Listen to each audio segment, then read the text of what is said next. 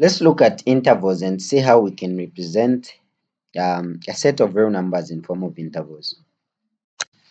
So first we need to know what an interval is. An interval is a set of real numbers between two endpoints. For example, we can have -2, 2.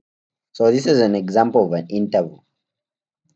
And the two endpoints that we are talking about in the definition is the -2 in this case and the 2. And on the number line, we find that we can represent this like this, where we have -2, -1, 0, 1, 2. And the interval on the number line would look like this. So now you might be wondering, what do the two circles mean? These circles mean that these two endpoints are not included in the set. So the endpoints can either be included or not included in the set that we're finding or that we are representing in form of intervals.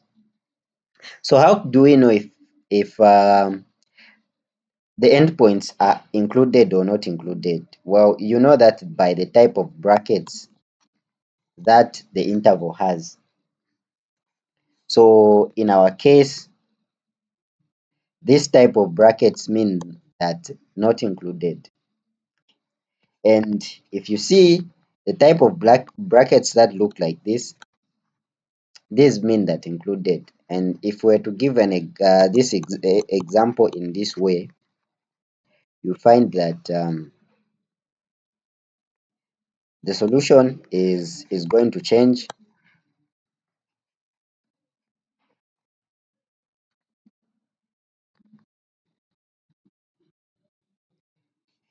and it's going to look like this, where you have closed circles instead of open circles. So that just simply means that the two endpoints are included.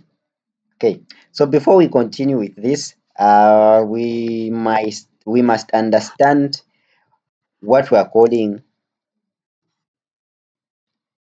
bounded intervals. So both of the examples that I've given you here are bounded intervals. So bounded intervals have endpoints that are numbers, they do not include an infinity. So we have unbounded intervals which look like this. For example, you can have 2 and an infinity, maybe negative infinity and 2. These are unbounded. They include an infinity as one of the endpoints. So as we look at bounded intervals, you will find that there are certain types of bounded intervals that we have. We have what we are calling open intervals, and open intervals have this type of brackets on both ends. So an example would be a comma b. This is an open interval, and on the number line it can be represented like this, where we have a and we have b,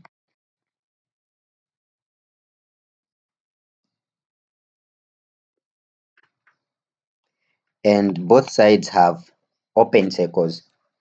Okay, this simply means that this is an open interval. The other example that we have is closed interval. So closed intervals have this type of brackets on both ends, and on the number line they can be represented like this, with closed or filled circles on both sides. Okay, and actually you can also represent this in form of inequalities. So for the case of open intervals, it would look like this, we would have x is greater than a, meaning a is not included, and x is less than b, b is not included. For closed interval, it would be x is greater than or equal to a, which means a is part of the set, and x is less than or equal to b, meaning b is part of the set. Right. Then we have another case which we are calling half open intervals.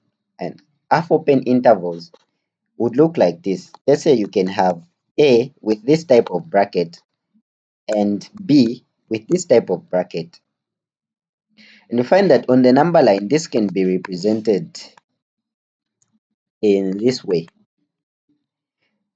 This side is going to have an open circle, and the other side, due to the type of bracket that it has, it's going to have a closed circle. So this is a half open interval. The other case would look like this.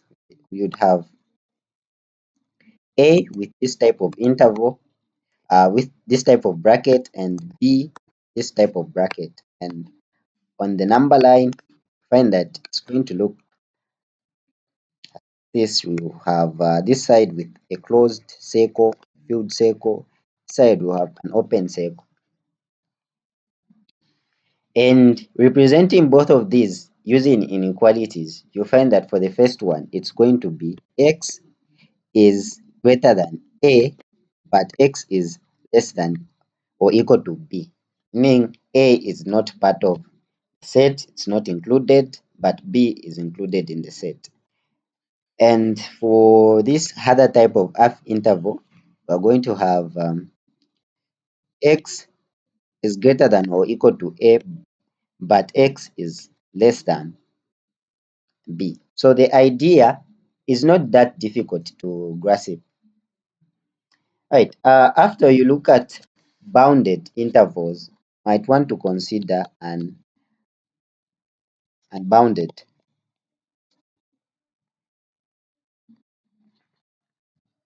intervals.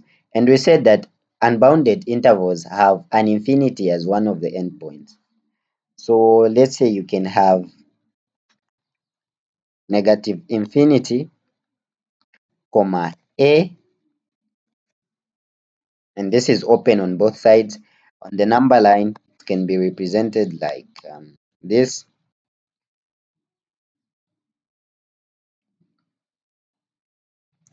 where you have a maybe somewhere here, then with an open circle going this side, approaching negative infinity.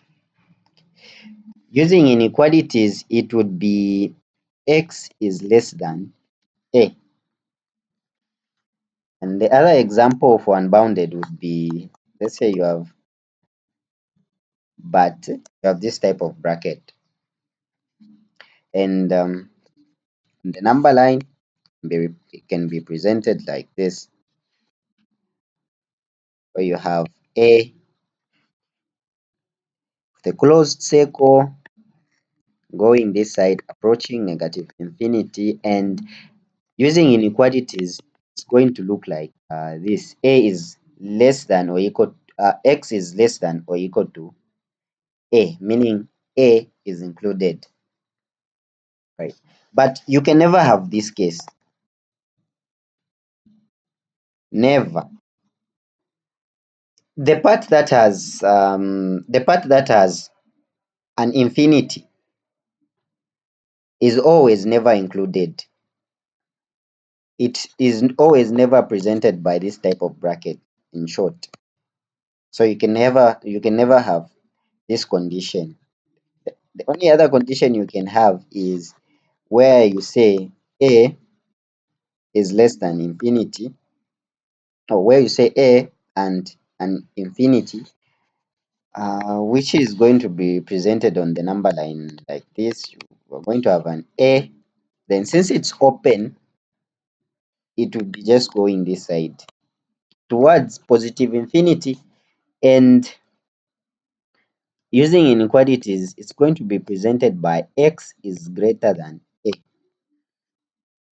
The other case would be you include A, and on the number line, it looks like this. You have a closed circle approaching positive infinity. Okay, and this is going to look like this using inequalities. So the idea is not that hard to grasp. All right, this is where we're going to end this video, and then the next video we're going to try to look at an example and see how we can use these concepts that we've learned about.